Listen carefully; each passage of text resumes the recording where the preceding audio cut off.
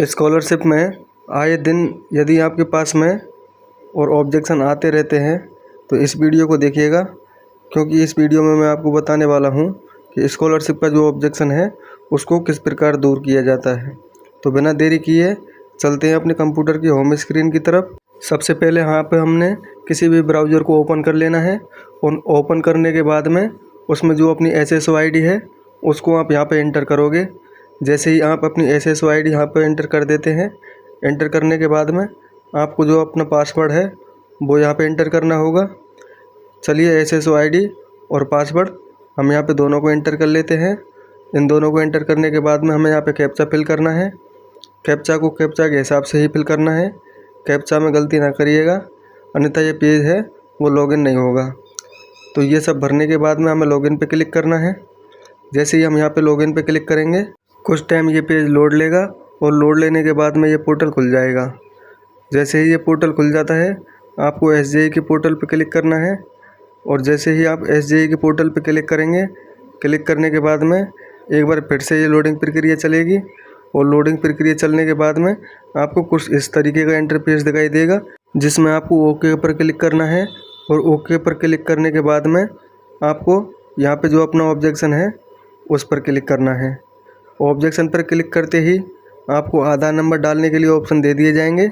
यहाँ पे अपना आधार नंबर आप फिल कर लीजिएगा और आधार नंबर फिल करने के बाद में ओके पर क्लिक कर देते हैं। जैसे ही आप ओके पर क्लिक करेंगे आपको कस्टमर के फिंगर यहाँ पे देने होंगे।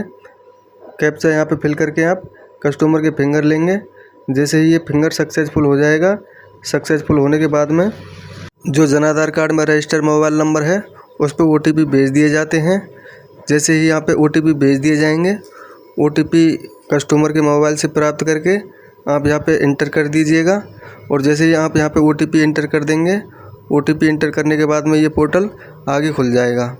जैसे ही ये पोर्टल आगे खुल जाता है तो आपको इसमें एक एक डिटेल्स है वो अच्छी तरह से चेक कर लेनी है। तो चलिए हम यहाँ पे अपना OTP फिल कर देते हैं। OTP फिल करने के बाद में वेरीफाई करना है। जैसे ही आप ये OTP वेरीफाई करते हैं यह पोर्टल आगे खुल जाएगा। यहाँ पे आपको एक एक डिटेल्स अच्छे से चेक कर लेनी है।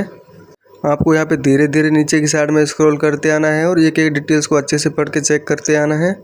यदि आपको लगता है कि कोई भी डिटेल यहाँ पे अधूरी है तो उसको कृपया आप फिल कर लीजिएगा। और जैसे ही आप यहाँ पे डिटेल्स फिल कर लेंगे उसके बाद में अपना जो एड्रेस वगैरह मेंशन करना है वो आप यहाँ पे कर देंगे। MP और MLA दोनों निर्वाचन आयोग क्षेत्र यहाँ पे आप सेलेक्ट कर लेंगे। जैसे ही आप इन दोनों को सेलेक्ट कर लेते हैं, थोड़ा और नीचे की साइड में आएंगे, आपसे पूछा जाएगा कि आपका जो खाता है वो यहाँ पे इस बैंक का है या उस बैंक का है, तो आप उसको इसमें देख लीजिएगा। वैसे तो ये जन आधार कार्ड से ऑलरेडी बैंक ले लेता है। आपको इसमें अपना बैंक का MICR कोड डालना है और जहाँ पे भी आपने अपने बैंक की जो पासबुक स्कैन कर रखी है उसको यहाँ पे अपलोड कर देना है। जैसे ही आप अपलोड करके थोड़ा नीचे की साइड में आएंगे, आप एक बार फिर से देख लेंगे इसको अच्छे से बारीकी से। आपको यहाँ पे एक एक डिटेल चेक करते जाना है और धीरे धीरे नीचे आते जाना है। 10वीं की मार्कशीट आप यहाँ पे अपलोड कर लोगे। 10वीं की मार्कशीट अपलोड करने के बाद में आपको नीचे और थोड़ा आना है और यहाँ पे आपको 12वीं की मार्कशीट या फिर इससे पहले लास्ट ईयर जो आपने किया है उसकी मार्कशीट अपलोड करनी होती है, उसको आप यहाँ पे अपलोड कर लेंगे। लास्ट ईयर की मार्कशीट डालने के बाद में आपको एक बार फिर से इसे वेरीफाई कर लेना है। जैसे ही आप फिर दोबारा से इसको वेरीफाई कर लेंगे, ये थोड़ा और नीचे की साइड में स्क्रॉल करके आओगे और एक बार फिर से अपनी डिटेल हैं वो अच्छे से चेक कर लोगे। और जब सारी डिटेल्स अच्छे से यहाँ पे चेक हो जाती हैं, यहाँ पे यदि कोई भी चीज़ छूटती है तो ये पोर्टल आगे नहीं खुलता है। इसलिए आपको एक एक चीज़ यहाँ पे देख लेनी है। 10वीं की मार्कशीट और लास्ट ईयर की मार्कशीट आप दोनों यहाँ पे डाल दोगे। डालने के बाद में जैसे ही आप नीचे आओगे, नीचे आपको यहाँ पे अपनी जो फ़ीस की रसीद है उसको डालना होगा। जैसे ही आप यहाँ पे अपनी फ़ीस की रसीद लगा दोगे, फ़ीस की रसीद लगाने के बाद में एक बार आपको फिर से वेरीफाई कर लेना है इसको। और सब कुछ वेरीफाई करने के बाद में टिप्पणी में आपको ओके पर क्लिक करना है और फिर चेक बॉक्स फिल करेंगे। चेक बॉक्स फिल करने के बाद में आपको अपडेट करना है और जैसे ही आप इसको अपडेट करोगे आपका जो ऑब्जेक्शन है वो यहाँ से हट जाएगा। एक बार देख लेंगे इसको कि आपका ऑब्जेक्शन हटा है या नहीं, और ऑब्जेक्शन हट जाता है तो इस पेज को क्लोज़ कर देना है।